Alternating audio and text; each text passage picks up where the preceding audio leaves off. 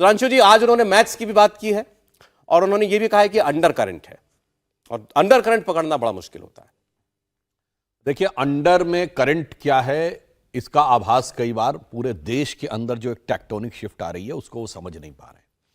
जहां तक उन्होंने गणित की बात कही है तो सब लोग जानते हैं कि गणित से अधिक रसायन शास्त्र यानी मैथमेटिक्स से अधिक केमिस्ट्री होती है और राजनीति के संदर्भ में कहा जाता है 2 और 2 का जोड़ हमेशा 4 नहीं होता, सोच समझ रखने वालों को कुछ नादानी दे मौला। याद करिए, उत्तर प्रदेश में सपा बसपा एक हुए थे, एकदम गणित पे साफ लिखा दिख रहा था कि भाजपा 15-20 सीटों पे सिमट जाएगी, मगर क्या हुआ, 62 सीटें आ गई। आप याद करिए, हम अकेले लड़े थे बिहार 2014 में 24 सीटें। ये लोग कहते भाजपा खत्म हो जाएगी, सिंगल डिजिट में रहेगी। याद करिए, जब पश्चिम बंगाल लड़े थे और हमारे वर्तमान गृह मंत्री अमित शाह जी ने, जो उस समय पार्टी के राष्ट्रीय अध्यक्ष थे, प्रेस कॉन्फ्रेंस में कहा था कि हम 20 सीटें जीतेंगे, तो अधिकांश लोग कटाक्ष भरी मुस्कान कर रहे थे कि भाई दावा कर दिया है 2 सीटें हैं, कहां 20 जीतेंगे, और 18 जीत के दिखा दिया।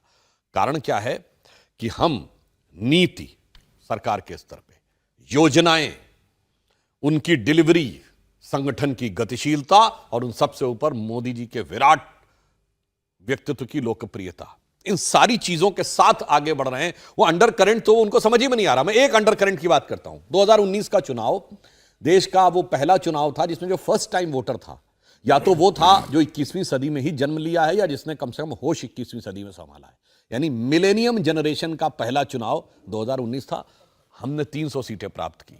भाजपा भारत के इतिहास में नेहरू जी के बाद ये पहले व्यक्ति बने, मोदी जी, जिन्होंने लगातार 2 चुनावों में जीत हासिल की और पहले से ज्यादा। नेहरू जी के जमाने में तो कोई दूसरी पार्टी नहीं थी, तो वो खैर बात ही दूसरी थी। इसलिए मैं कह रहा हूं अंडर करंट को वो नहीं समझ पा रहे हैं।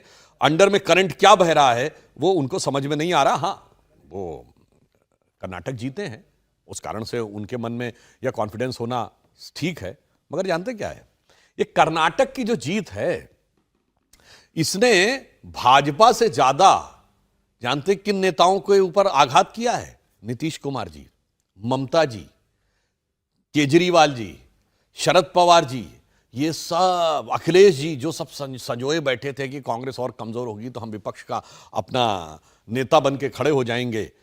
तो उनके अरमानों पे जो बिजली गिरी, अगर आप हकीकत में पूछें तो उन्हें ये नहीं समझ में आ रहा होगा कि वो कर्नाटक में भाजपा की हार का जश्न मनाएं या अपने ख्वाबों के बर्बाद होने का गम मनाएं।